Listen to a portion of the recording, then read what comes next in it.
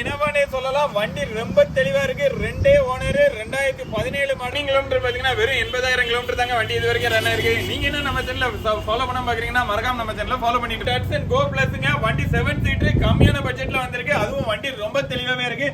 Rope set எல்லாமே போட்டுருக்காங்க வண்டியில. வண்டியோட எக்ஸ்டீரியர் போலவே இன்டீரியரும் வெல் நீட்டா இருக்கு. ஏசி எல்லாமே ஒர்க்கிங் கண்டிஷன்ல இருக்கு. ரெண்டே ஓனர் கண்டிஷன்ல இருக்கு. வண்டியோட பேக் சைடு வியூ எல்லாமே காமிக்கிறோம் பாருங்க. வண்டியோட லெஃப்ட் சைடு வியூ எல்லாமே காமிக்கிறோம் பாருங்க.